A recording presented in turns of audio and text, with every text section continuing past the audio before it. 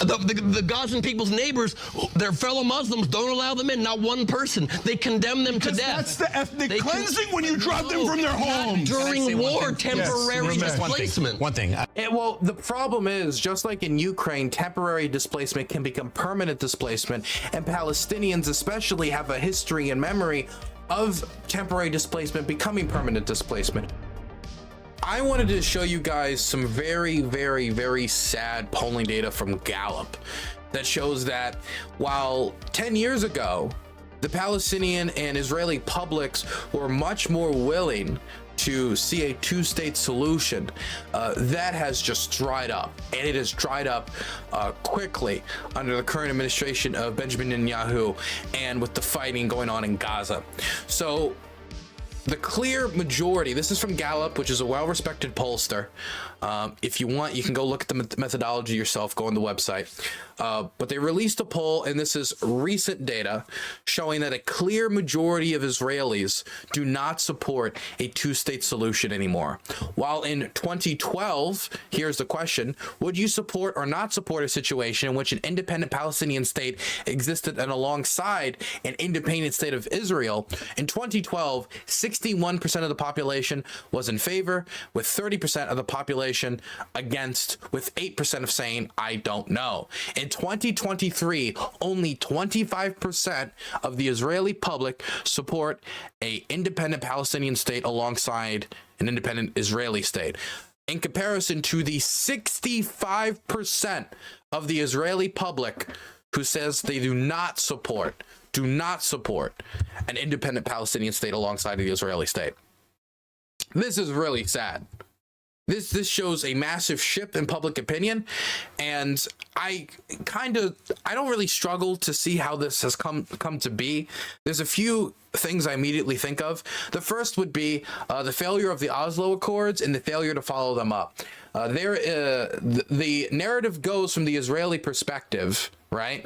The Israeli perspective is, we offered a deal at Oslo, then Clinton went further and offered an even better deal with the Clinton parameters, and it was rejected by the PLO, who was chosen to represent the Palestinian people and negotiate on their behalf, with Yasser Arafat at the head of it, even with the history that Israel and Yasser Arafat had. That failed, and then launched the Second Intifada. And the Second Intifada really showed a shift in Israeli public opinion, as many people came to the conclusion, whether it was a correct conclusion or not, that, oh, we offered a deal. And even if a lot of it, you could talk about like, hey, right of return, this is an issue of legitimacy for the Palestinians. And you can go into the specifics about why this issue, you know, Palestinians had a reason for that, to be angry or want to ask for more. Putting all that aside, they see it like this. They offered the best deal ever, then Clinton, that they had ever offered the Palestinians, as in the best for them that they had yet to offer to this point. Then the Clinton administration offered an even better deal, and then they rejected it, and then another wave of violence came.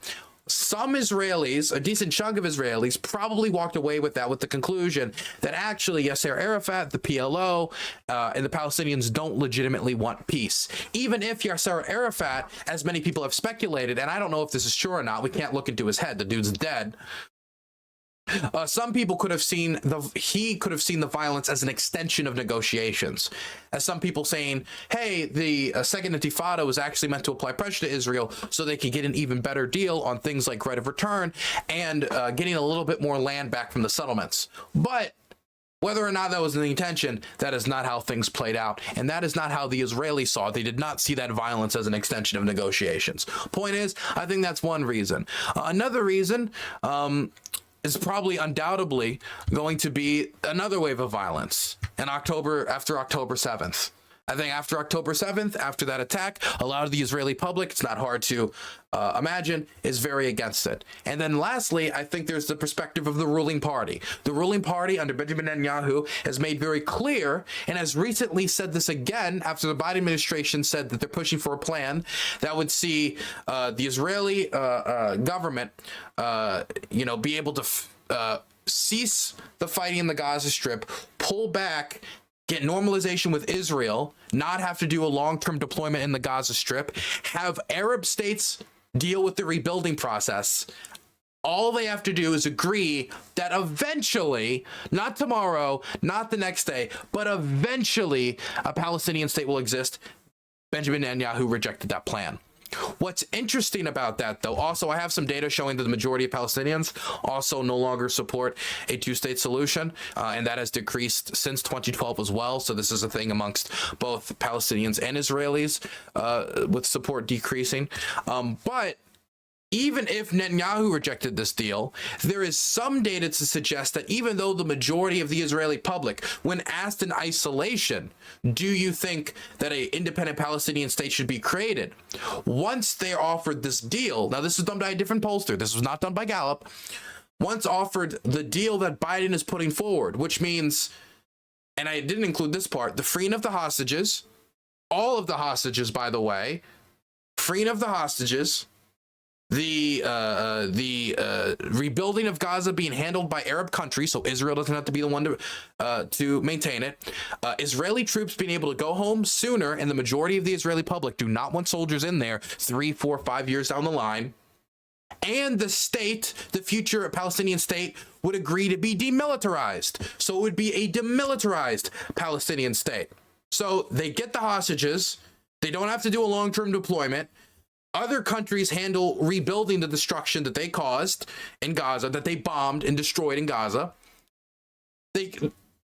What's the part of this deal that is so impossible to accept? I hear Netanyahu's response is, well, it's about security.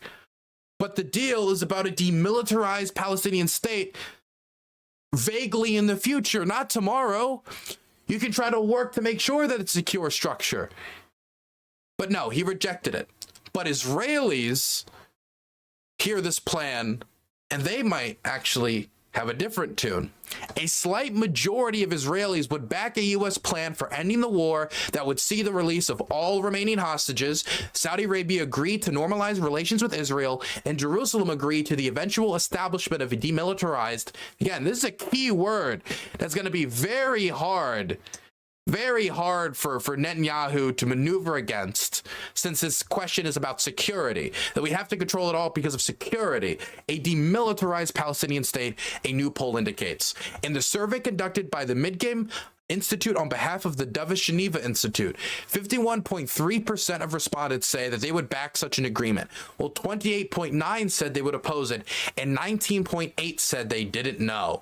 Support was predictably higher among centrist and left-wing voters, with 73% of them backing such a deal, but 39% among right-wing voters also said 39% said they also support it.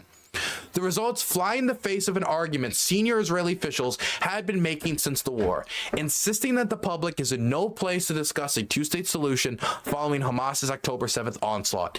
Netanyahu reportedly rejected a proposal presented earlier this month by U.S. Secretary of State Anthony Blinken that would have seen Saudi Arabia take in the reconstruction of Gaza after a war, along with 4 other Arab countries. It would have also entitled agreeing to normalizing ties with Israel, though on the condition that Jerusalem agreed to take irreversible steps, creating a pathway to an eventual Palestinian state. Respondents were also asked whether they prefer IDF soldiers remain in Gaza 3 years from now. 50% of the participants said they would not want such a situation, while 32% said they would want the IDF to still remain in Gaza. That found on the line. Okay, so to be clear, if we would have asked these two questions in isolation, it is pretty crazy that on one hand, if you were to just ask it in isolation, the majority of Israelis both want there to not be a Palestinian state, but also don't want to have to deploy soldiers to stop the establishment of a Palestinian state or the rebuilding of some Palestinian authority in this area. My goodness. But when taken in its totality, it seems Israelis are much more open to accepting a deal if it means they can get the hostages back, the state would be demilitarized, and that they would get normalization. And I don't think that's crazy. But if the plan is to not pursue that, that's going to mean long-term IDF deployments, which Israelis do not want, and is going to be, as time goes on, only more and more unpopular. Okay, let's move on. I think it's time for the TYT. So I saw you guys saying dog. Yes, we have a dog. They're barking for some reason. I don't know. It's clear they don't want to occupy. Yeah, and I don't blame it at all. I don't blame it at all for not wanting to occupy. So now we're going to watch this segment. And it's a debate between Cenk Uygur and an Israeli guest that's on the platform, and they're going back and forth about the war, and it gets heated. And when I say heated, I saw Kyle Kalinske responded to this and reacted to it, and his title was literally "Heated Debate Almost Becomes Fist Fight." Now, they don't start fighting, and they don't get to a point where they're about to grab each other. So I felt like I'd be doing clickbait if I made that my title. But he wasn't wrong about the intensity he was trying to display about how angry they got at each other, because they started seeing red. Let's watch. Harsh pushback in Israel this morning after Secretary of State Anthony Blinken's call for a separate Palestinian state. Blinken explained this was key to ensuring regional support for Israel's security and Iran's isolation. The Israeli Prime Minister... Sorry, that was very fast. Why is it so fast? There we go. Pretty harsh pushback in Israel this morning after Secretary of State Anthony Blinken's call for a separate Palestinian state. Blinken explained this was key to ensuring regional support for Israel's security and Iran's isolation. The Israeli Prime Minister Benjamin Netanyahu pretty much flat out rejected that idea. The state of Israel must control the security of all the land which is west of the Jordan River. That is a truth that I'm saying to our friends, the Americans. And I've also... By the way, in the Oslo Accords and the Clinton parameters, the Israelis got to control Palestinian airspace for like up to, I think it was into 15 years into the future. The Israelis could get a situation probably similar to that today. I mean, the deal is already talking about it being demilitarized. So is the idea of any Palestinian entity that represents Palestinians, period, in and of itself a security risk? Would Netanyahu be willing to do the other thing of having soldiers deployed there in the long term? It feels like they both want to stop the establishment of a Palestinian state, but also not dedicate the long-term military resources to do it, because they know that a guerrilla war in Gaza is a terrible idea. Fighting a guerrilla war in Gaza in the long term. Also blocked an attempt to force upon us a reality which will hurt the security of... That's the one thing that scares me, because I have yet to see any statement from those in a position to represent the Israeli government as a whole saying that they want to just completely ethnically cleanse Gaza and push everybody out permanently.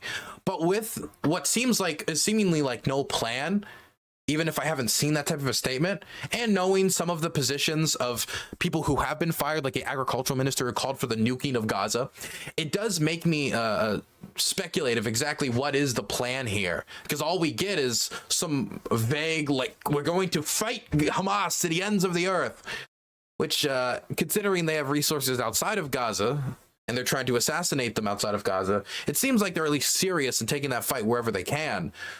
But they can't take that fight to Qatar, can they? Is it just going to be, we assassinate everyone until they're all dead? Is that the plan? And what if somebody else takes their place? Like if Palestinian Islamic Jihad takes their place, you haven't really gotten much better. There has to be a long-term stable solution that both Palestinians and Israelis can live with. And long-term Israeli occupation is not something that Palestinians can live with. And I don't even think it's something that, considering the majority of Israelis don't want IDF troops in Gaza 3 years on the line, I don't even think it's something the majority of Israelis want to live with.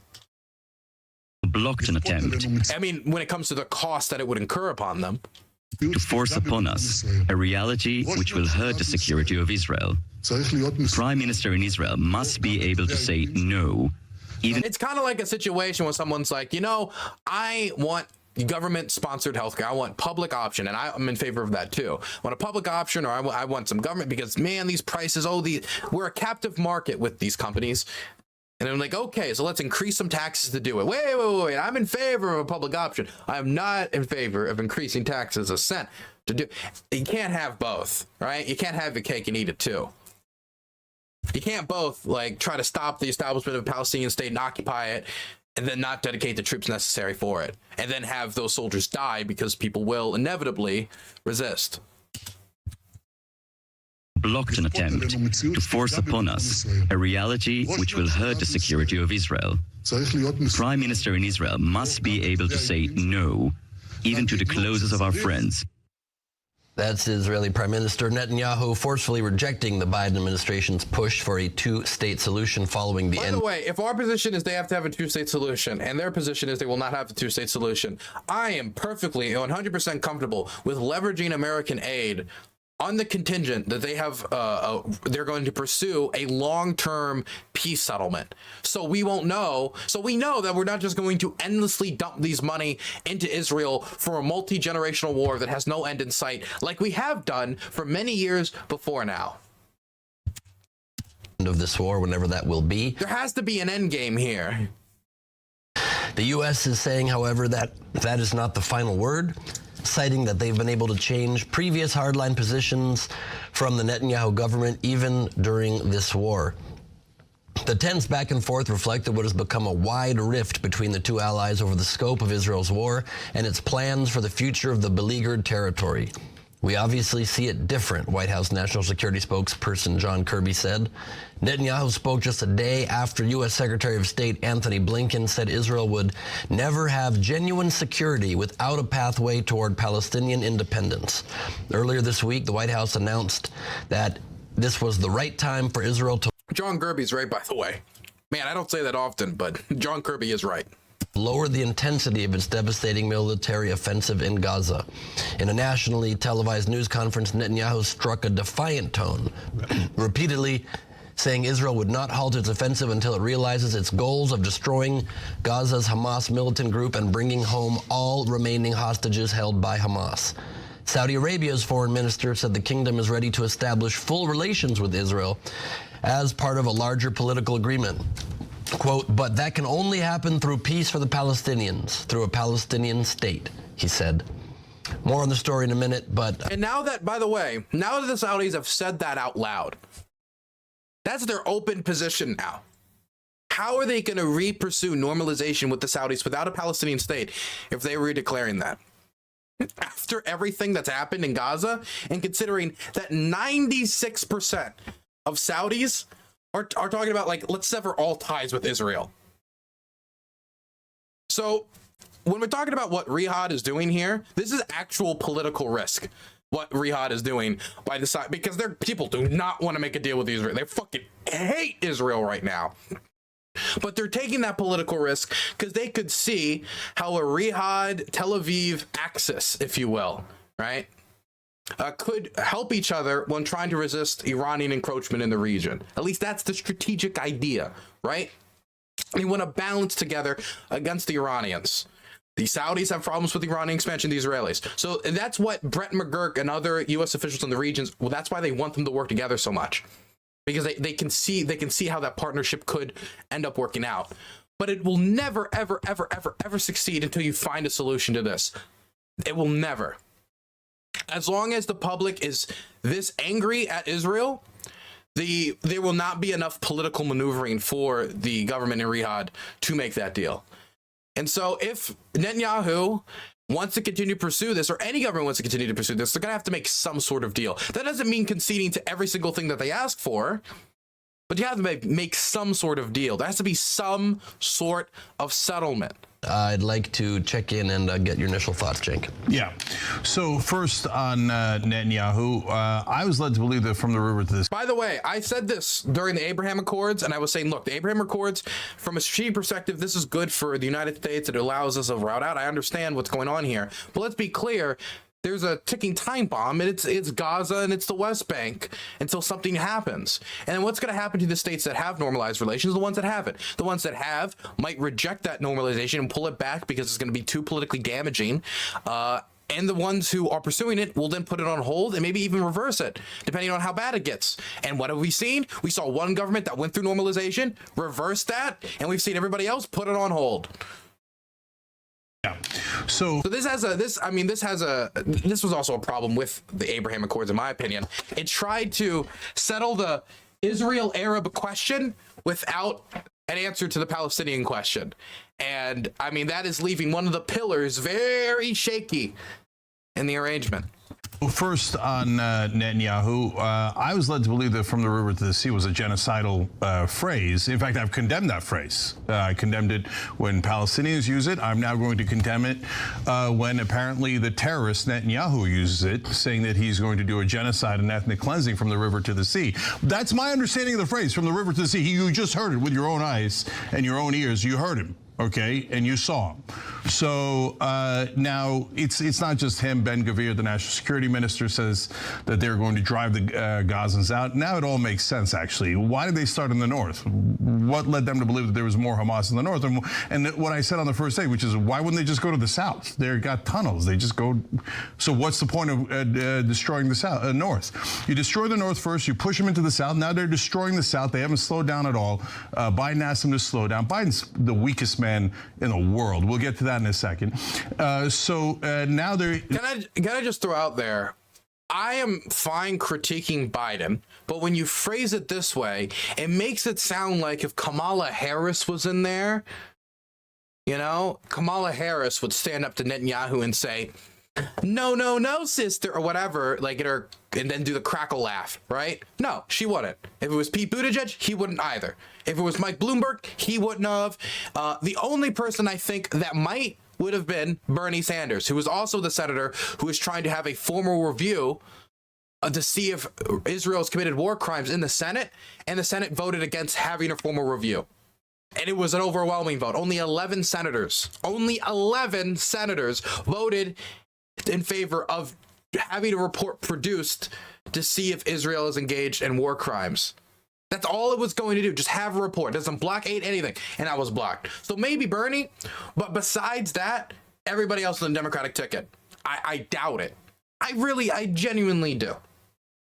And when you go over to the Republican ticket, I mean, I think it would just be worse.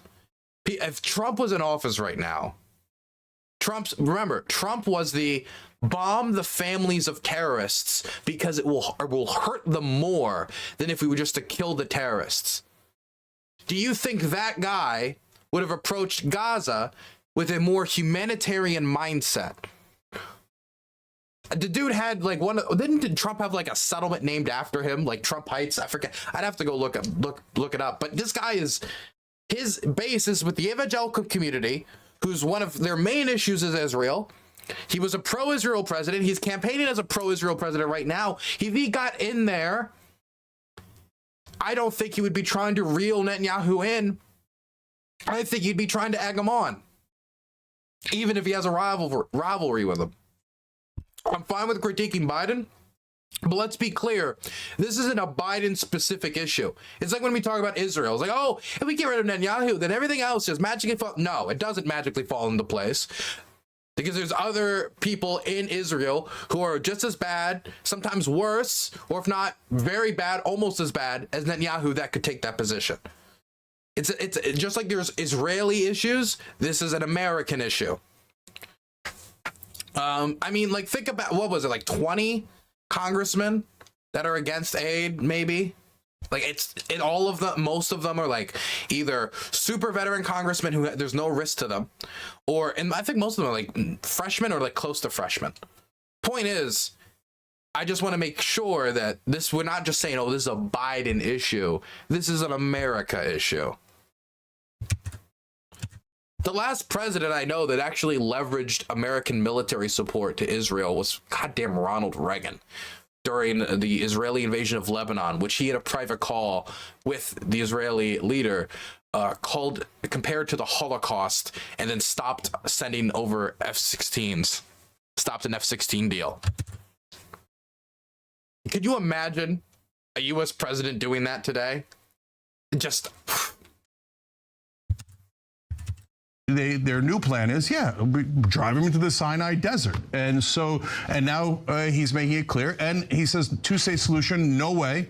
And so there'll be no Palestinian state. That's not a partner for peace. That's not an ally.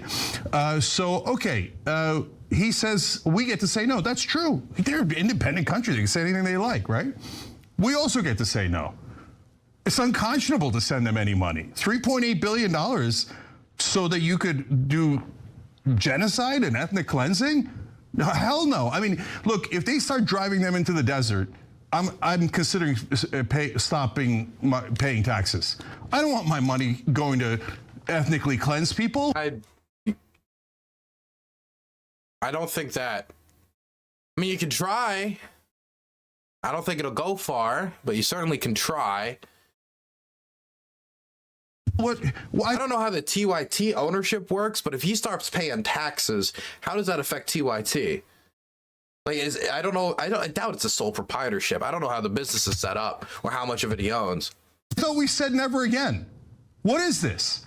Total, utter monster. Okay, it's unconscionable to send him any money. None. 0, 0, 0. But look at the pathetic Joe Biden. He's, oh, we're still trying to convince him. What, but you by asking pretty please? Is that your strategy? That's the strategy you use with Joe Manchin. Is Joe Manchin slapped him around like this. And now Netanyahu's slapping him, right? Anybody can slap. I'll slap Biden around. No, the thing about, you can't compare Joe Manchin to Israel. Unironically, Joe Manchin has much more leverage over Joe Biden than Israel does over Joe Biden. Joe Manchin was a necessary vote. And we got to remember, it was also Kirsten Sinema, right? Was a necessary vote in order to do the things we wanted to do, like blow through, which is what Cenk wanted to do and why he doesn't like it, blow through the filibuster to ram through progressive priorities. Which, of course, would open the door to the Republicans doing it down the line, which then progressives counter, well, the Republicans are going to do it anyway, which they haven't yet, but they might.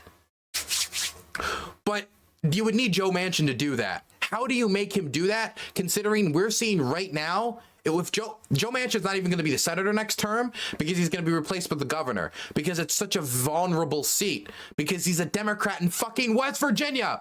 So what leverage do we have over him? What, are we going to primary him? Oh, who are we going to run against him? Who are we going to run against him? Who could take his seat? Who else could win there? The point that he exists is leverage, considering, again, he's a senator from West Virginia, and we had a small majority. It's the same reason why we see Marjorie Taylor Greene and these other wackadoodles in Congress have a large amount of leverage against Mike Johnson, is because the majority is so slim. And we had a 50-50 Senate.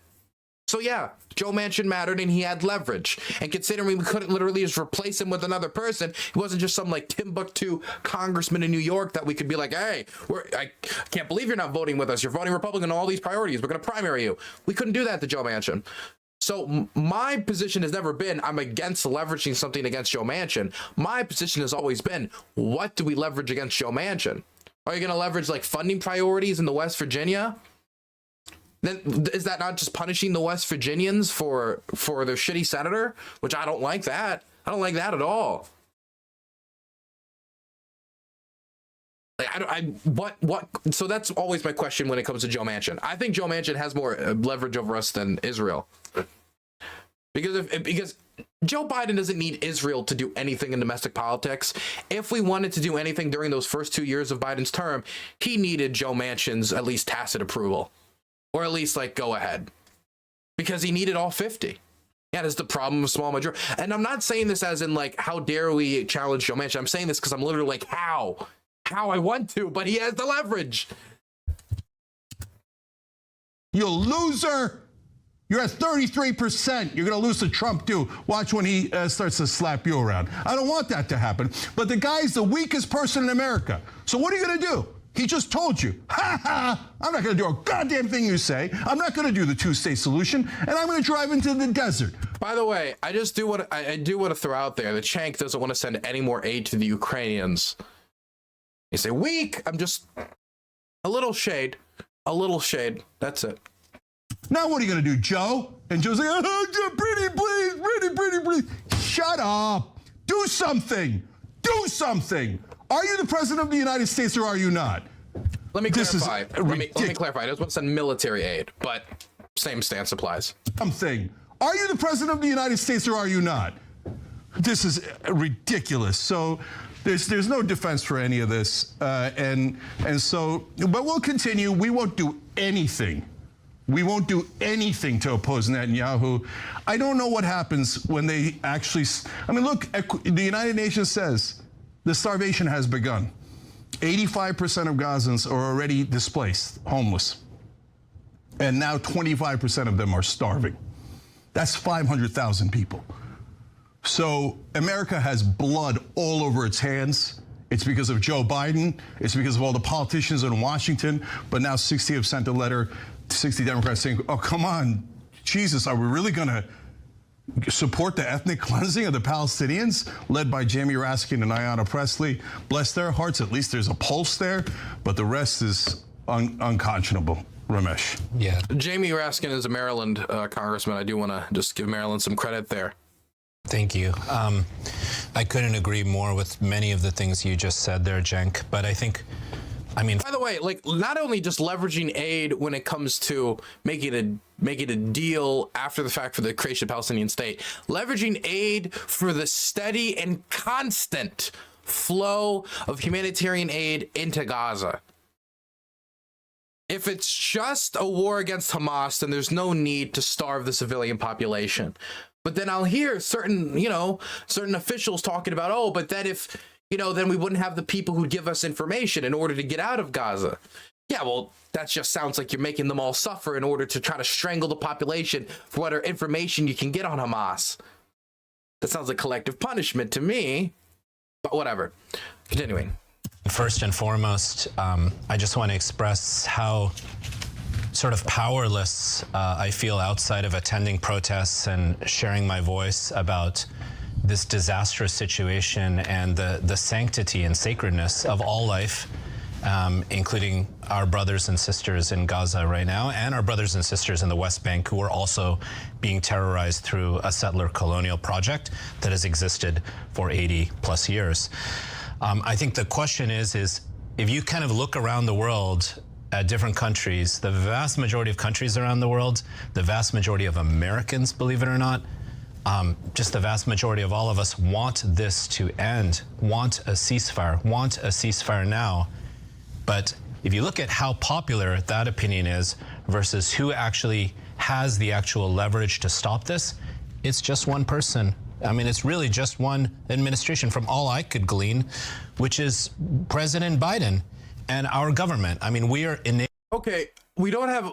Okay, that implies that if we were to say we won't send any more military aid unless you agree to this deal, that Netanyahu's government would relent, which I think they might. I don't know if they will.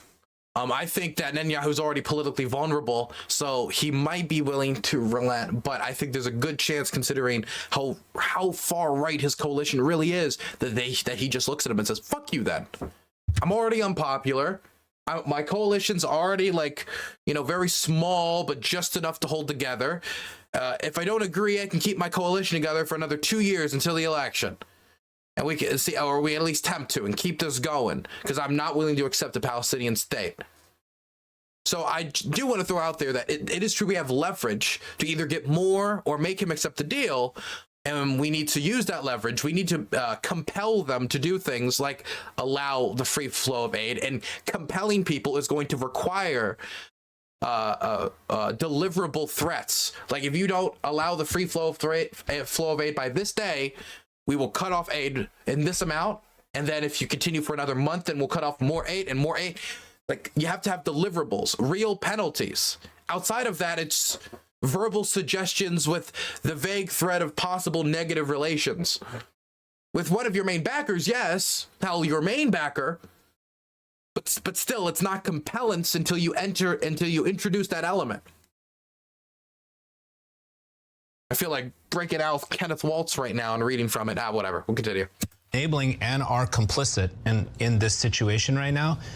And you can't say you want a two-state solution when you unconditionally back a genocide occurring to the poor Gazan people, and you're not doing anything about it. So actions speak louder than words, right? I mean, I'm not talking about, I totally understand the illegitimacy on certain levels of Hamas, but I'm wondering what a vision, I just want to ask that question, and Ben, I want to hear your thoughts on this.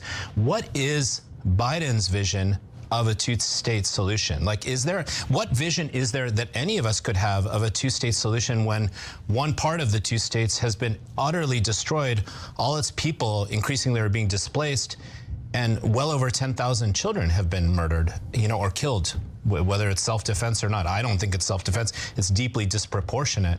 So it's sort of like, if it's our country and our leadership that has the only leverage to end this, why is it that they're so insistent on continuing to unconditionally support this genocide, yet state they want a two-state vision. So it's sort of like I have to question whether they want a two-state vision, and if so, what would that look like? I'd be happy to answer that. There's so many things. Well, I think if we wanted to see what it would look like, it'd probably look something similar to the Clinton parameters or the vague outline, and we just see what that state would look like exactly. I don't know, but it's probably something similar to the Clinton parameters. Maybe back to Oslo. I would have to imagine. I don't know what else we could base it upon, because the Trump parameters are that his son-in-law Jared Kushner put forward is that's never gonna fly. I disagree with that both of you said. That I would love to address all of them. First of all, Ramesh, you just said you understand in certain ways the illegitimacy of Hamas. They're a terrorist organization that rapes people as a matter of public policy and as the way to resist and get the change they want. Rape and shoot nails into the vaginas of women and take women and babies and children hostages and still holds them hostage. So sure, I'll respond to that. Sure. So in some ways you see the illegitimacy. I would say in every damn way possible you should see the illegitimacy. You both called it a genocide. When people say about legitimacy, I don't know, like legitimacy in what way? Legitimate as in they are the legitimate representative force of the Palestinians in Gaza, or legitimate as in they're good? Because I would say when we say legitimate, like, I think that Putin's government is very bad, but if someone has asked me what is the legitimate government of Russia, I would not say the Council of Navalny in Siberia, and probably say it's Vladimir Putin's government. I don't know what else I could point as the legitimate representative of the Russians. Does that mean I'm saying that they've done good things or they're doing something bad in Ukraine? Does it mean that I think that they should be the representatives? I could say they don't legitimately represent the interests of the Russian people, considering certain things that they're doing that is not within their interests. But I don't know, when we say legitimate, do we mean that they are their representative and we acknowledge them as their representatives, or do we just mean they're bad? Because I agree Hamas is bad, but I don't know why the word legitimate. It is not a genocide. The International Criminal Court will decide officially whether they think it is or not. It's a sham accusation. It's ridiculous because it is Israel defending itself. I got back yesterday from Israel. I was there for 10 days. During the 10 days that I was there were approximately 170 missiles launched at Israel. There were 9 on-the-ground terrorist attacks. There were Israelis murdered in the streets while I was there. There were rockets that hit Tel Aviv near where I was. I didn't have to seek shelter because it wasn't the exact part of Tel Aviv I was in, but friends of mine did. If you are at the mercy of a terrorist organization... At the mercy? You mean the IDF as the terrorist organization? No, I do not mean the IDF as a terrorist organization. The IDF is defending itself against these genocidal monsters that are Hamas, and it's well documented and everybody understands that it's an incredibly difficult situation with an incredibly unique set of circumstances of how densely populated it is, how monstrous Hamas is by using their own people as human shields, by putting all of... We're still using that because it's a fact, Cenk. Fact. What you're still using...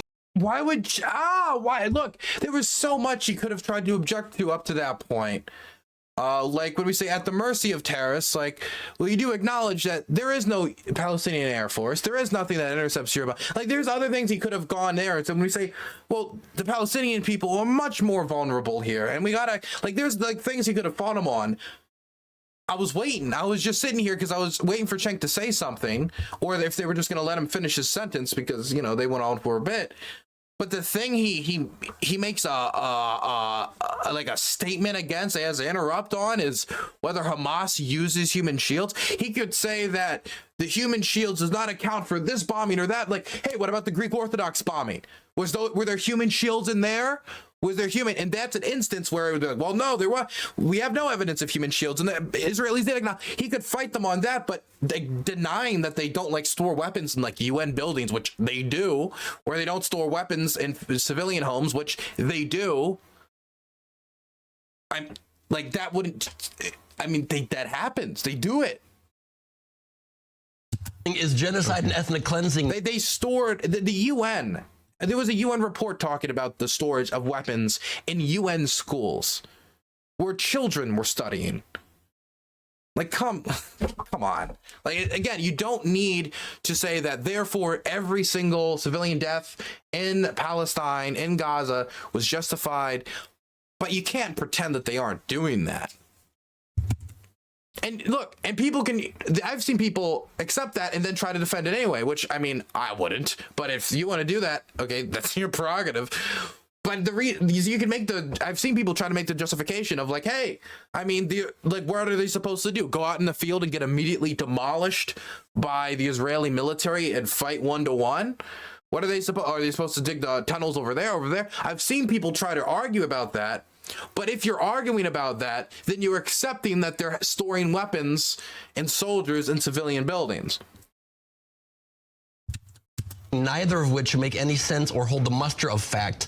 It's absurd. It is not. By the way, the storing of weapons in civilians, like if you store some weapons in a civilian building, that doesn't mean that building is now a legitimate target. If somebody stores like 20 AKs or like a bunch of mortars in like a civilian building with like 100 people in it, like that, you cannot argue to me that's a proportional strike. I don't care what double, triple flip, you're not going to justify that as a proportional strike. Even if Hamas is using that building in a way to protect those military assets, the military gain from taking out the building does not match the amount of civilian damage it would do. The civilian damage it would do far outweighs any benefit that could be gained from it. Therefore, it is not a proportional strike. Therefore, striking it would be a war crime. It'd be a war crime to both use them as civilians, but it would also be a war crime to strike the building. See, these are the nuances they need to get in, but denying that it's happening in the first place is just not true. And it just makes you look like you're not trying to like walk towards your conclusion of why we need to have peace and why we need to have a ceasefire, et cetera, et cetera, et cetera. It makes it feel like you're walking back from your conclusion when you're Cenk, if you're completely disregarding what is provable fact. Not ethnic cleansing, because if you've ever been to Israel, have you been to Israel? Why would I go to a barbarous country that imprisons 5 million Palestinians and never lets them go and brutalizes them, murders them at every turn? If you've been so why would I go to that country? Are you insane? No one go to Israel. You should never go to Israel until they end the occupation, and then we love them and we go back. It's an incredible nation, and it's the only democracy in the Middle East that allied the Middle democracy. East. And you all the time use that as the example of why they should be held to a different standard than Hamas. You talk out of both sides of your mouth on this issue constantly. You say they're a democracy, so that's why they have to be held to a different standard. Then I call them a democracy, and you laugh mockingly at the only democracy that is our allies in that region. It's so ridiculous and egregious. And this, it kind of feels like Cenk kind of set himself up for that one. Despite all of the evidence shown and all of the tactics that the IDF takes under the advisement of what it needs to do to try to attain its objectives militarily, it does a litany of things that no other nation does. It's an average of 2.5 civilians killed to military combatants compared to a typical ratio of other wars that is much higher. Compared to American wars, that's 10-1. Wait, we don't have this data on Gaza right now, do we? Do we have this data? We can't. There's no way we have that data yet. That right now it's 2.1 civilians for every... We don't know. No, this, you must be talking about some other war. They must be like 1973 or some 1967, or just like generally.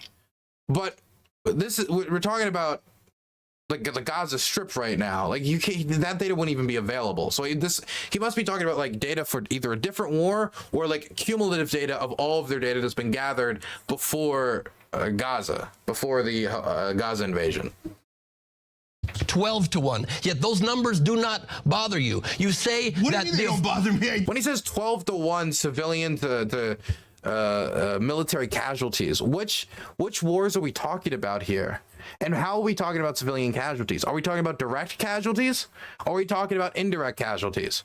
Because I don't think we've even done the math on indirect casualties in Gaza. I think we're just talking about casualties in Gaza. How is he? I'm sorry, I just don't know anything about this data. He didn't cite anyone, like, so I can go look it up. I just kind of feel a little lost here. A little lost. The decade of shows against that. Those numbers. No, I'm not saying that those numbers are necessarily lies or anything. I don't know where the numbers are from. Don't affect your opinion of what's going on now, I meant to say. Cenk should ask where the numbers are from. This would be a good, actually good question. And you then also just make up that they're clearly trying to get the Gazan people into Egypt and displace them, when that is not true. There have been some insane statements from some elements in the Israeli government that are not the official position of the government. That is not what the statement of just Netanyahu said from the river to the sea. he said from the river to the sea, they need to have control of their security. What are you talking about? That's exactly what the Palestinians say. When we say from the river to the sea, they say it's political. But when it's a Muslim, exactly not genocide. No, they didn't actually do it. When it's Israel, when they're actually doing the genocide, no. From the river to the sea, as they're in the middle of the genocide, that is you such think, no an big deal, ignorant no big deal. statement. That is such an ignorant statement. When the Palestinians say from the river to the sea, they literally are saying without Jews and Israelis living there and pushing them into the sea. Because well, it depends on who's saying it, but if it's Hamas saying it, I think you can take some implications. Actually killing them, butchering them. That's why you've condemned the statement. You've got a theoretical statement on one side, and on the other side you're actually butchering. So why did you condemn the statement? Because you know that's what it means. That's why you condemned it. Then why don't you condemn Netanyahu, that monster who just said from the river to the sea? Because he's not saying that they need to I'm sorry, I can't stop looking at the guy on the left. look at this freeze. I'm sorry, this is a really serious topic, but the way just Cenk yells and just like it's very hard. This is a great freeze frame of Cenk. This is the energy at TYT. This is a freeze frame of the energy at TYT. I wonder if Danabo will take this for the thumbnail. Let me just get a better frame in there. Let me just get a better frame. The left is the moderator, by the way. Is he the moderator? I thought he was giving his opinion earlier.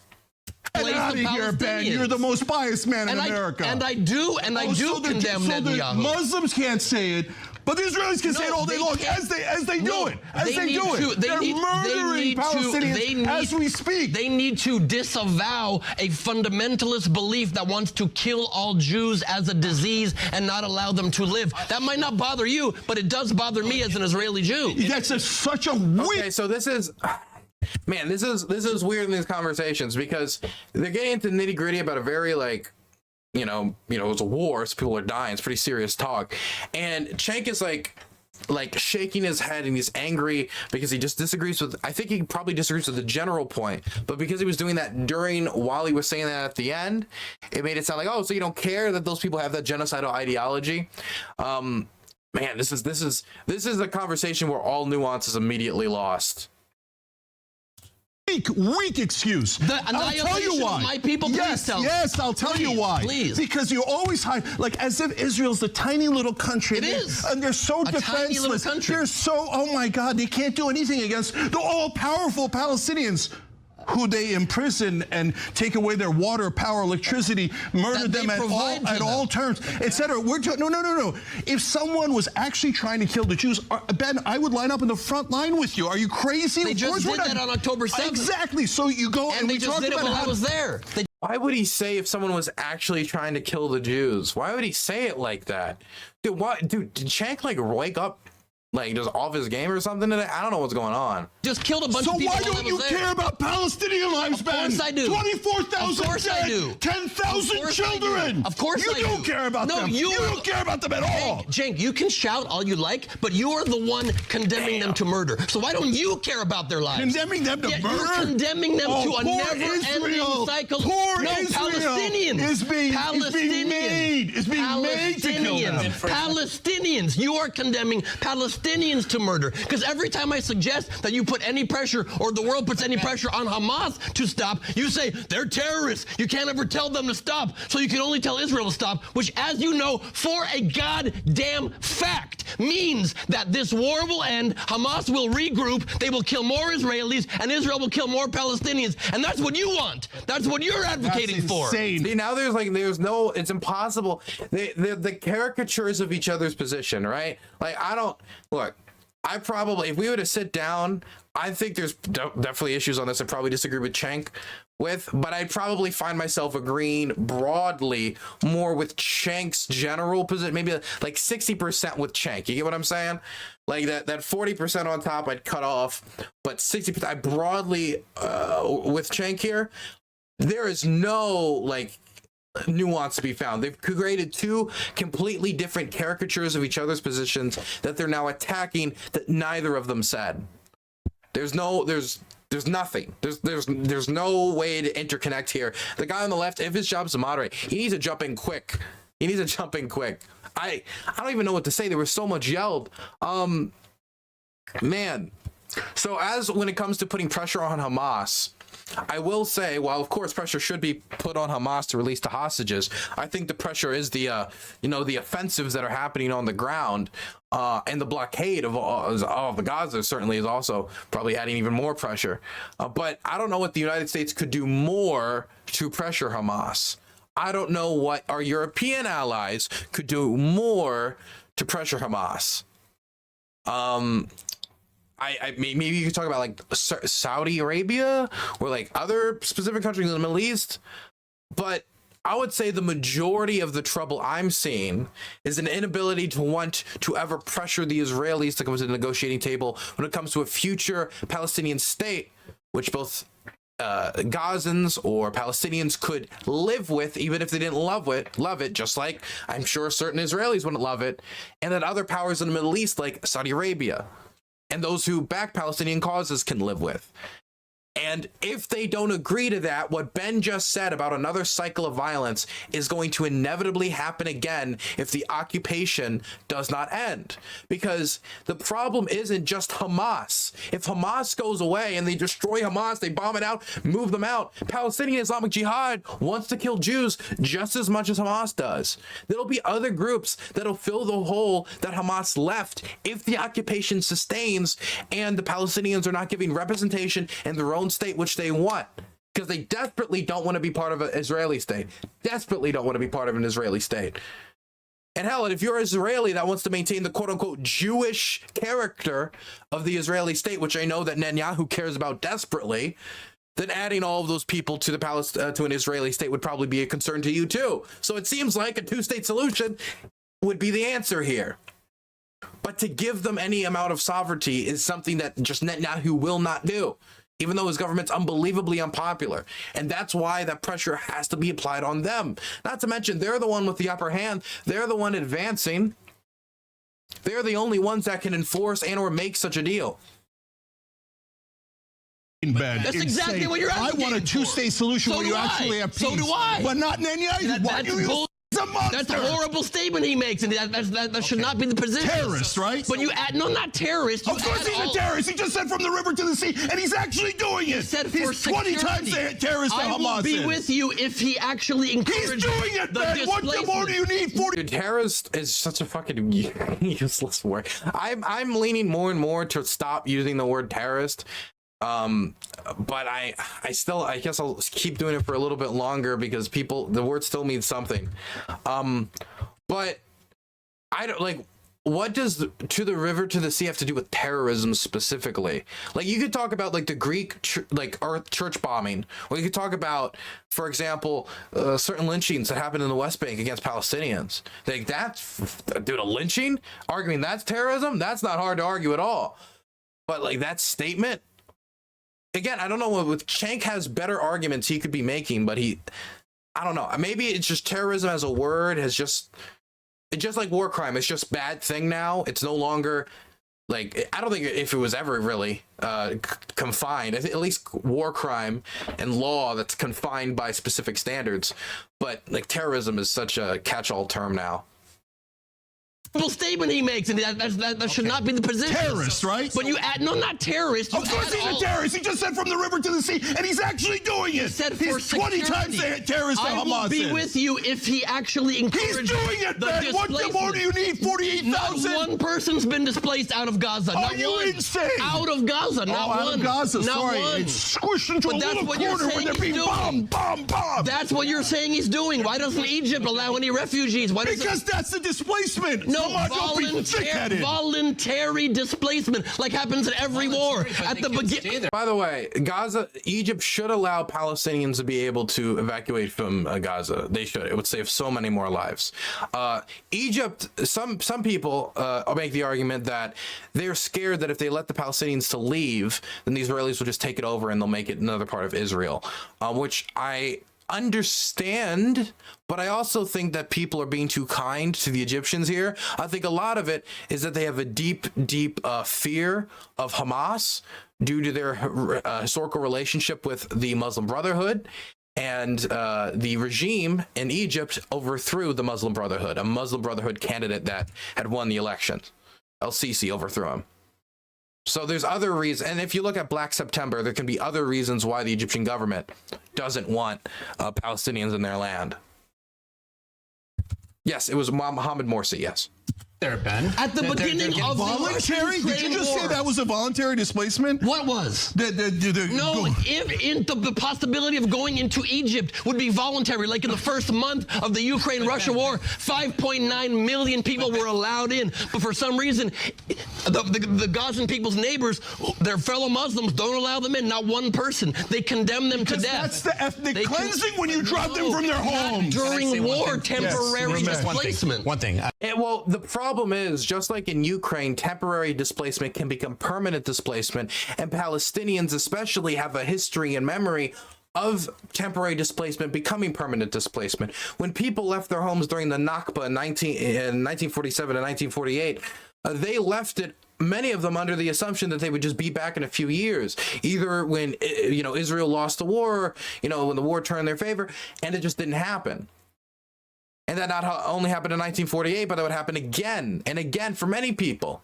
And so for them, a lot of Palestinians take the view, and when you see people who are in who are in northern Gaza till the end, you're like, how the hell did you stay in northern Gaza till the end? It's like, I'm not leaving my home. I'm not leaving my home again. My ancestors left here. My ancestors left here. I'm not leaving here, because they're of the fear that if they leave again, then this temporary displacement will become permanent displacement. And when we come to talk about the Ukrainians, for many of them it was temporary and they got to go back to Kiev, they got to come back. But for those who fled Mariupol, locations like Bakhmut and Seversk, Severodonetsk, or anything in the occupied territory, Donetsk City. I know somebody who was displaced from Donetsk City. That temporary displacement could become permanent displacement depending on the long-term settlements and the fact that the Russians are very open about the fact that they want to annex stuff. We have yet to see the Israeli government openly say we're going to annex Gaza, the same way that the Russians are saying, yes, we're annexing all of that, which is making the permanent displacement. But yeah, anyway, displacement. That's just talking about how temporary displacement can become permanent displacement. And that's why I think probably a lot of Gazans, even if given the opportunity should be given to them by the Egyptian government. Many of them would probably end up staying. So Ben, you and I agree that we have no support of, or we agree that the Netanyahu government is extremist and is disproportionately violent. Do you agree with that? I agree they are extremists, and I agree they are not a partner for peace, and I do not agree they're disproportionately. Okay, I agree with that. No, let's. But proportion is not a standard used in war. You try to win a war. It is. No, it's not. It's what war crimes are all about. That. No, it is not. I'm curious. Okay. Oh my God. Is there anybody in this room that can actually have this conversation? Okay, proportionality. There's two different things. I think there's two different ideas that are conflicting here. Proportionality when it comes to war. So it isn't that like the enemy shoots at you once, so you're allowed to shoot at them once back. That's not how proportionality in war in legal terms is talking about. If the enemy shoots at you, if the enemy started a war with you, you can shoot at them as much as you want. It doesn't have to be, they only have 3 tanks, so we can only deploy 3 of our 100 tanks. No, that's stupid. That doesn't make any sense. What proportionality in war has to do about is, and we've talked about this earlier, if there is a target and there is, let's say there was a terrorist holdout somewhere that had like 20 ISIS fighters and the leader of ISIS there, but the leader of ISIS's 2 daughters were with them, a government could make the argument that the military necessity outweighs the civilian damage to do the strike. Therefore, it's proportional and we can do the strike. And then they'll do it even though they know that 2 young girls could die with the leadership of ISIS and the leader of ISIS. They can make the argument, that means the leader of ISIS probably save more civilians in the long run, right? You got this from Loanerbox, didn't you? Fuck you for thinking that. I knew it way before Loanerbox did. Don't you dare, you son of a bitch. Okay, I've read the books. Okay, I've read the IR theory.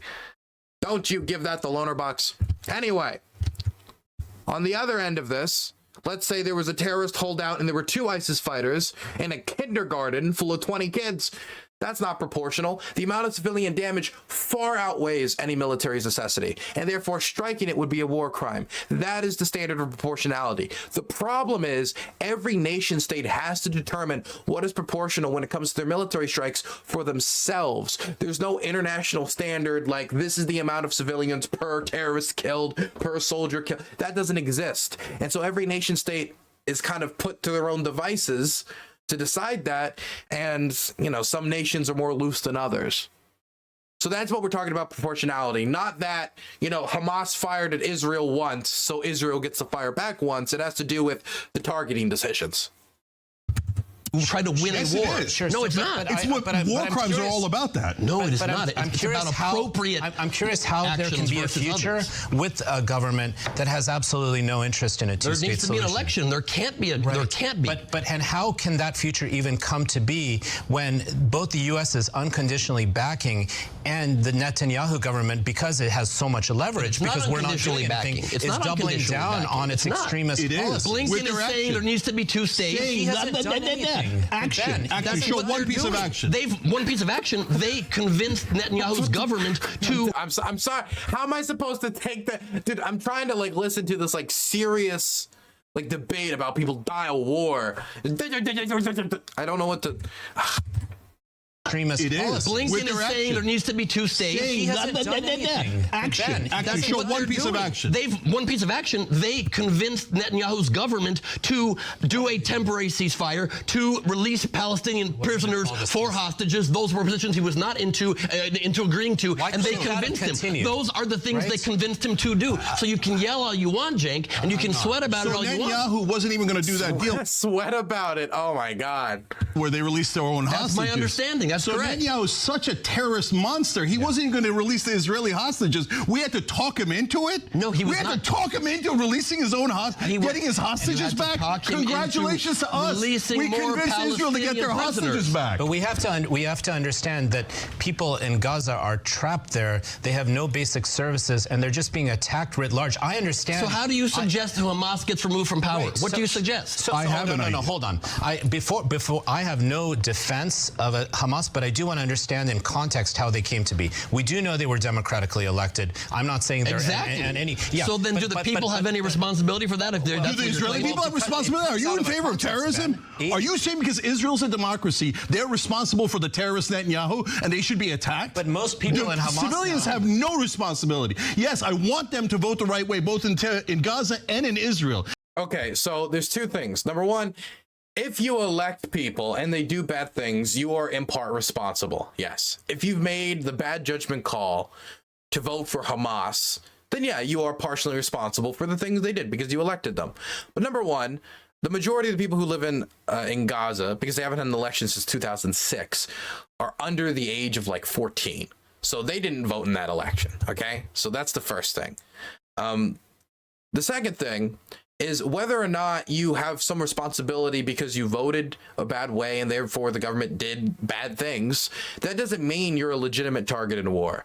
And sometimes when I see people bring this up about the responsibility of the Palestinian people to elect, and I think it's a interesting response. One of the first semi-good responses from Cenk to talk about, okay, then do Israeli people bear responsibility for Netanyahu. It has to do. Sorry, fuck. I'm really kind of lost at this. What's the purpose of this debate again? Because what's being achieved in this conversation? Oh, but my general point was, sorry, I just got distracted. My general point was, the civilians, even if they voted for a bad government, that doesn't make them legitimate targets in war. So anybody talking about like, well, at the end of the day, when these civilians get killed, they did vote for Hamas. That's not a good excuse for bad targeting decisions. You could say that if you voted for a government that brings you into a shitty war, that like, well, you shouldn't have made that decision. That was a bad decision by the government. And like, for example, those who elected Putin, when there was a semi-free election back in like 2000. But at the end of the day, that means nothing, literally nothing when it comes to targeting decisions. But if you start saying, if the people in Gaza didn't elect Hamas, that shouldn't have an impact where it's like, oh, now we have to be extra careful about civilians. Otherwise, we could be less careful. The civilians have responsibility. You're saying terrorism is okay. Every nation bears some degree of responsibility for its leaders. But that's what Hamas says, Ben. Be careful. Cenk and Ben, half the population in Gaza was not even born when these folks were elected. Sure. All they've known is a world of cages and deprivation. And education that makes them want to kill Jews as well. I don't know how much of this is education. Gaza is an open-air prison, right? You wouldn't agree with that? No, I mean, it's blockaded. I mean, it was next to impossible in the times I've been in the Sinai, so not in Israel, like full discussion.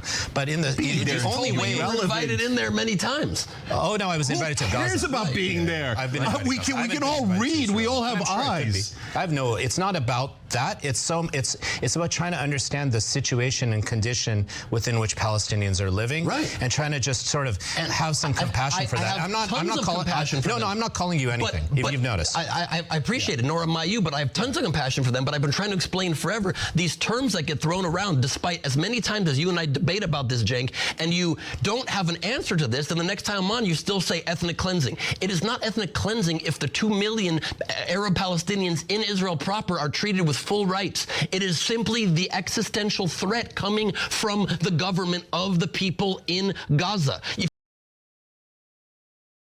If you can't separate that, you can't ever have an intelligent conversation. Was I muted for all of that? Thanks. Well, you know what? I said some brilliant things.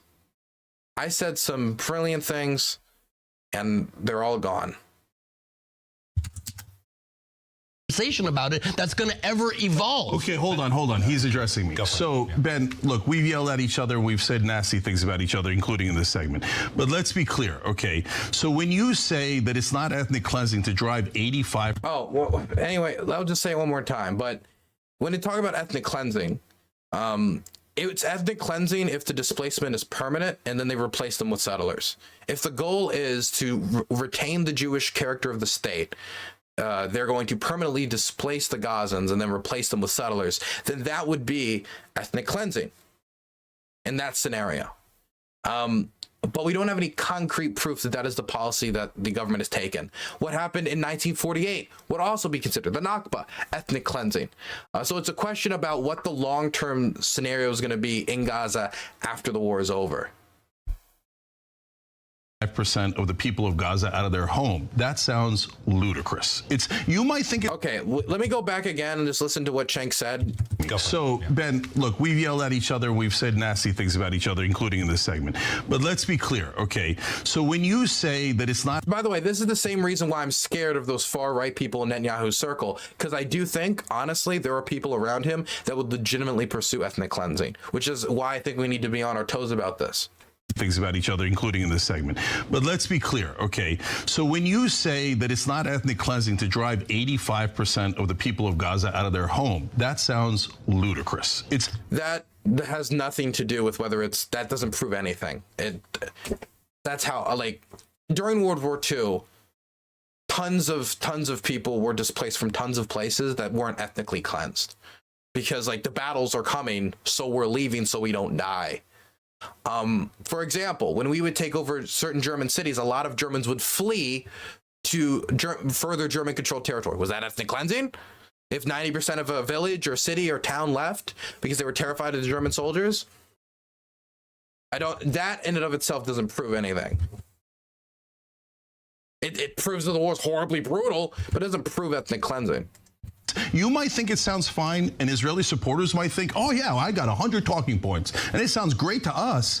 But the rest of the world, I know you don't believe me, but the rest of the world goes, that's not ethnic cleansing? What the hell's ethnic cleansing? Well, if driving 85% of people out of their homes, destroying 70%... That in and of itself doesn't... ...of the buildings. Neither of those things in and of itself prove anything.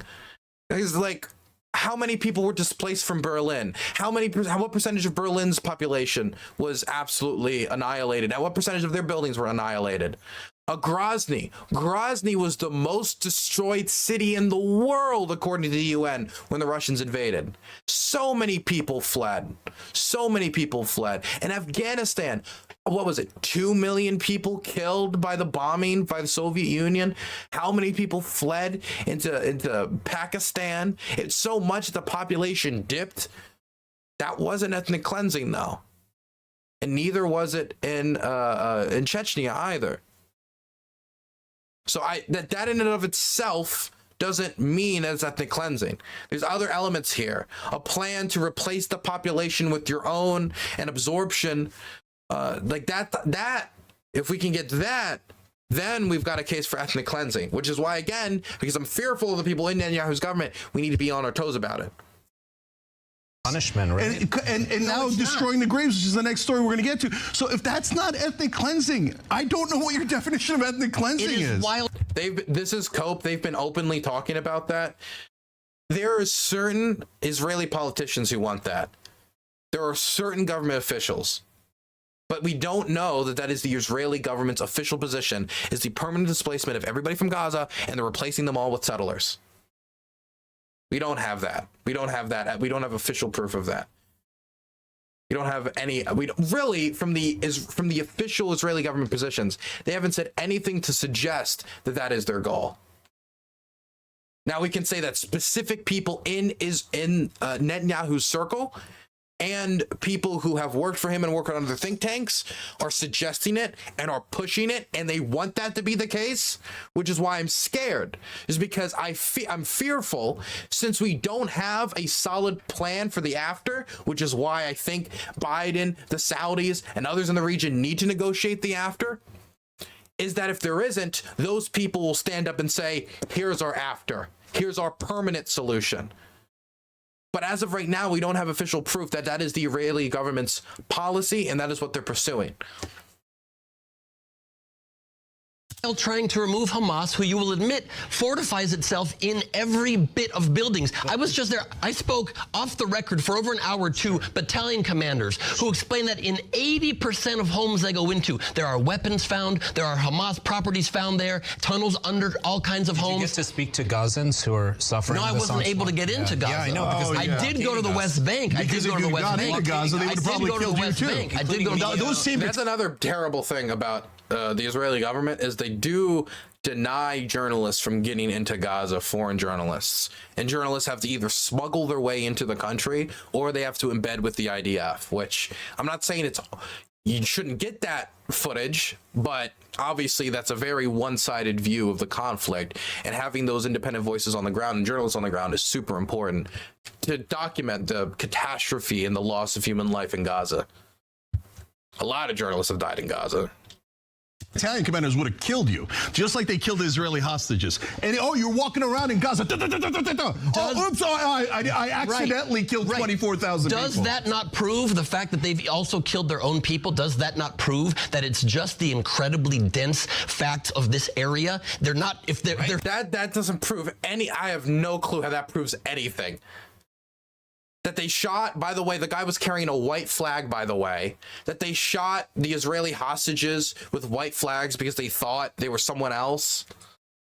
How does that prove that it's just because it's dense? If anything, I would say that would suggest to me more a trigger-happy soldier than the density of the population. I mean, that type of stuff happened in Ukraine, too. The Russian soldiers seeing kids running around, not knowing who they are, or seeing civilians immediately open fire without asking questions, without knowing who's who. That's happened here. That happened in Ukraine too. I don't know how that suggests that it's just because it's so dense. They're so able to intentionally. I think it's more about a misidentification and identity. It's more misidentification than about density of the urban environment. Exact opposite. They're not even asking. They're not even asking, who are you? What are you a threat? No, just kill on. Oh, damn it! It was Israelis. We meant to murder Muslims. God damn it! We made a mistake. I'm so happy. CTV, thanks for the rate of 13, buddy. Hope you're doing well. For you that you've never been in war and never had to deal with the decision of in the moment trying to decide. In the moment against shirtless guys, cowards, terrorists. Shirtless guys, they asked them to take their shirts off to make sure they didn't have the Israeli suicide belts on them. The Israeli hostages, they had no shirts, they had a white flag, and the IDF murdered them because they thought, oh, good Muslims, let's kill them. And damn it, it was Jews. We didn't mean to kill you guys. I have no clue if that's. I think we're assuming a lot on behalf of the soldier who pulled the trigger here. We only meant to murder Muslims. And I just visited wounded troops in a... It's just all it's so much of this is just narrative pushing. I'm not saying it's bad to have a narrative or try to connect it in a wider narrative, but when you're just taking every single piece of information and trying to jam it into your narrative, and so you're like adding information that isn't included there and assuming attention here and assuming what this person thought when they pulled this, like I just don't like it. It feels very shallow. A hospital in Israel, a hospital that is still treating Palestinians who are wounded as well as I have a guy in site chat called Ghost of Nestor Machno. That's pretty cool. Hope you're doing well, buddy. Thanks, CTV. always do, because Israel actually acts with morality in what it does. And even Wait, back. Oh, you guys, we only meant to murder Muslims. And I just visited wounded troops in a hospital in Israel, a hospital that is still treating Palestinians who are wounded as well, as they always do, because Israel actually acts with morality in what it does. And even when I think that's a hell of a thing to extrapolate from treating POWs. I mean, there is some medical treatment given to Ukrainian POWs in Russia as well. I don't think that widely talks about the morality of the country outside of that. I think that's a hell of a stretch. I mean, it's good that they're treating POWs, but I don't think that proves anything outside of the fact that they're treating POWs. Trying to take precautions going into areas. This young man was shot, two that I spoke with, shot in both legs while his commander was murdered, sitting there in a field when they're trying to go. Murdered. He was a commander in the battle. He died in battle. Right. Okay, now is that terrorism too? Being what? Be killed in battle? Is being killed in battle terrorism? Like you were saying, he was murdered. He was killed in battle, right? Well, which terms are you going to use? Because you're calling it murder on one side, so I'm going to call it murder on the other side. No, murder is civilians. When you murder civilians, right? Not when you kill soldiers. Sure. Okay, anyway, it's a small point. Keep going. Sure. So these people are trying to stop an existential threat that has continued forever. Do you think that only the Israeli people should suffer in fear forever? No, do you think? Why do you laugh at that? Why do you laugh at that?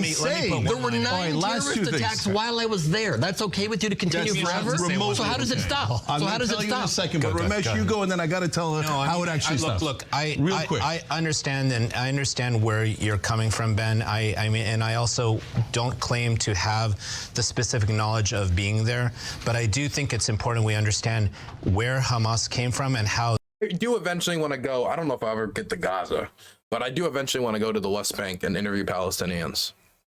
And I do want to go to Israel and interview Israelis. I do want to do this. I just don't know when I do it. I don't feel like now would be the best time, and I'm fully concentrated on Ukraine right now. I don't want to jump from war to war. I saw a lot of people saying, Dylan, go to Israel, go to Palestine, go there, go there. But I don't want to just be like, oh, this is like big in the algorithm now. This is big in the news. Okay, I guess now we're just going to go there because this is what's profitable now, and not what I can not necessarily what deserves the coverage. And I'm not saying that it doesn't deserve coverage, just that there's a lot of other people with a lot more experience than me doing a much better job than I could. And if I went there, it would take months and time to build connections, to, work with the locals, to get translators, do all this stuff I've already done in Ukraine. I have the connections there. I have the experience there. I know what to do there, and I'm energetic about it and already know a lot about it. So it just feels better to concentrate what I already know I can do a good job at than take a new risk in an area I don't have experience or many colleagues in. Get what I'm saying? I've been asked about this before, so I just wanted to talk about. That's why I concentrate on Ukraine. Then afterwards, I'll start working on other projects. But it is something I do eventually want to do. These sets of actions are creating Hamases, more and more Hamases, so to speak, and the recognition that there has been a calculation made by the IDF and or the Israeli leadership that it's worth going after this densely populated area, killing now 24,000 plus people, 10,000 of which 9,000 are Hamas fighters. Sure. So the calculation was total idea of lie propaganda. So you believe Hamas numbers? You believe terrorist numbers? But that's what you cite all the time. You cite it all the time. Human rights and they are using Hamas's numbers. But either way, no, according to you, no Hamas. You go like this to me during a debate. No Hamas has been killed. How many? None. Guys. I don't know. I trust the human rights. The number is 9,000. No, it's not. So you accept numbers from the. I don't know which. Look, I can't give you an exact number. I'm not on the ground. I do know that that the Gaza Ministry of Health does use numbers that are approved by Hamas. That is true. But I do also need to disclose, because people stop there, that other NGOs, many of which I do respect, use their numbers and point to the fact that their numbers historically have been very close in other conflicts to other published numbers, including the Israeli numbers. I think the last wave of violence in 2014, the difference between the Israeli number and the Gaza Ministry of Health number ended up being like 100 people. That was like the difference between them. Now, that's not tremendously big. That's still 100 people, 100 dead, 100 people that have died. But when you see the scale of the bombing, when you hear that Israel dropped more bombs in 6 days than I think the entirety of the war back in 2014, when they're using and relying more on AI targeting and get them much more targets than usual, then yeah, I can look at that number and I say I don't think it's impossible to believe, or that it's probably not that far off. That's at least my ogle of it. Of course, I'm not on the ground. I can't tell you. But I think when people completely dismiss it, like all these numbers are completely made up, it's probably much, much lower. I think we have good reason to believe that the civilian death toll is probably very high, given the urban environment of what's getting bombed, the pictures that we're getting out of Gaza. I don't know if it's exactly 25,000, but I do believe the number is high. And I mean, even if it was 20,000 or 18,000 or 16,000, these are still tremendously high death numbers.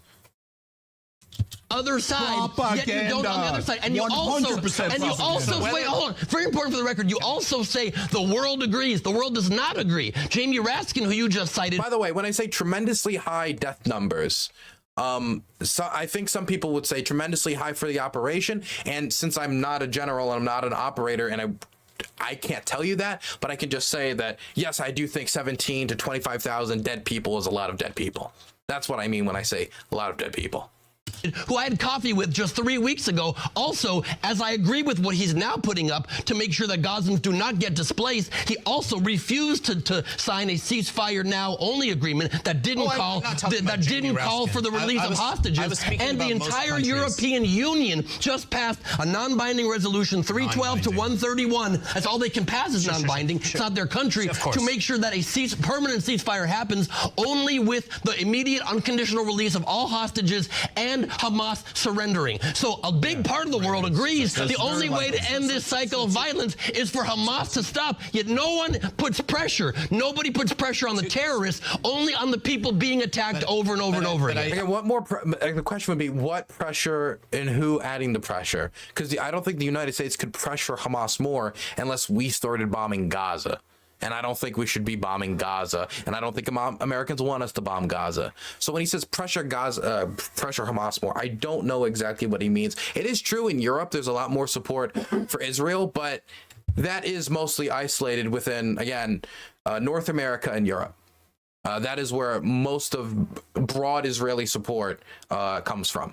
There is support for Israel outside of that as well. I think, like, what is that breakaway Somaliland and Somalia? I think they have a good relationship with Israel, but that's like their legal status is tenuous. It's weird. There are other actors as well, but when it comes to this issue, while it is true that most nation states are not happy with what happened on October 7th, the vast majority of nation states also want a Palestinian state and also want a ceasefire immediately. I just submit to you that the acts that the IDF have committed are also terrorist acts. And I also submit to you that there's been a calculation made that it's worth killing this many civilians to get this many Hamas members, whether it's your stats or Cenk's stats. War is terrible, no doubt. No. But the war could be stopped right now if Israel Hamas made surrendered. a decision. But what does it mean? But what does it mean for Hamas to surrender? They're never going to surrender because they've been emboldened by all the things that Israel has done. Their people are being killed. And they have no chance to win, so why would they not surrender? Why would they not surrender? And most countries in the world support a permanent ceasefire. Guys, there's only the release of hostages. Exactly. That's what I support. That's what I support. But that's what I support. Let me give you the actual. I'm fine with all that, except I don't think the Hamas surrender thing will ever happen. Nonsense. Like, what do we they should be allowed to kill Israelis forever, and then Israel should be allowed to kill anyone. Just let me say what the damn answer is. All right, go ahead.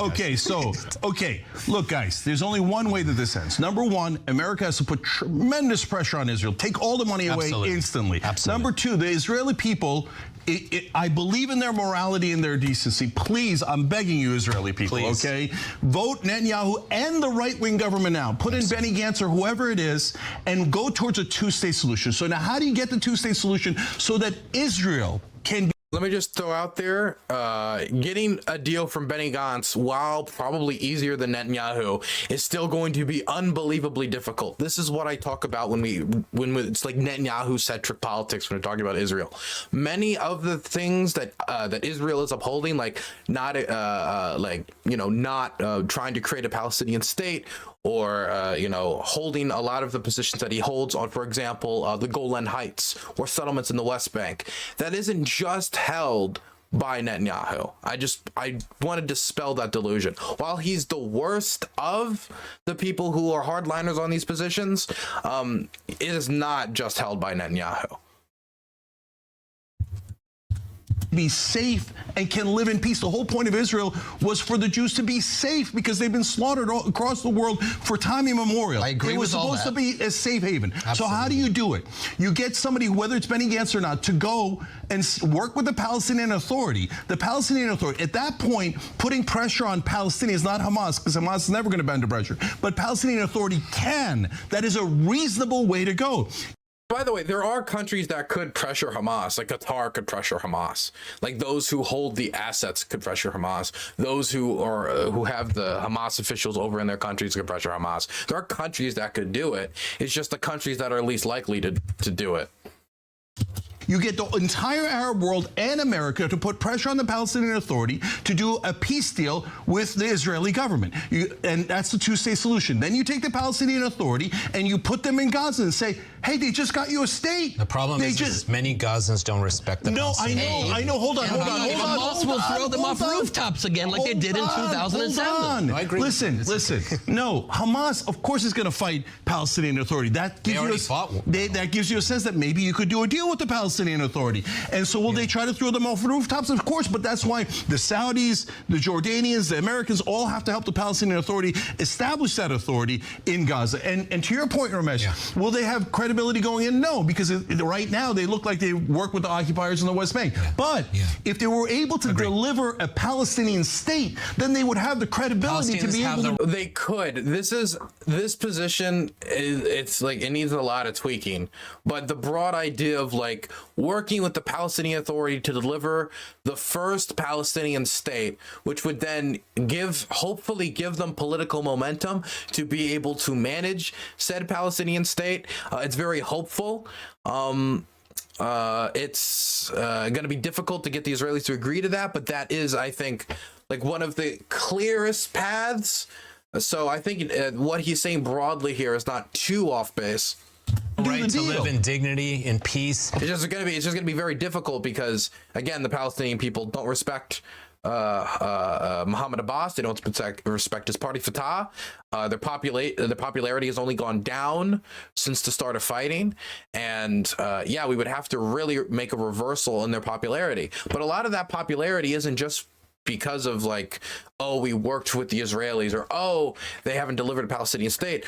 A lot of it is he won't hold an election. He's an authoritarian control freak, and he's also terribly corrupt. Of course. Which are all things that could still blow up in his face if he was leading a united Palestinian state. Of course, as do Israelis. Of course they do. So every human being should have that right? Yes, that's what we should protect. Of course, at all costs, not the killing of people. Ben, it's not a question. I'm just saying one last thing. Okay, look, Ben. Do not misinterpret all the yelling back. I'm irate over the deaths of those Palestinians and how they have greatly suffered. I was irate over October 7th, and now I'm irate over this. And yes, this is 20 times the numbers, etc. But Ben, we are not, the number one reason I'm angry at Israel is not just because they're brutalizing the Palestinians, but because they are going further away from peace and security. Because this is going to just lead to more war and more anger and more terrorism and more violence. It's never going to stop until you make a deal. And if you say, hey, they blew it in the past and we've had that debate, I got you.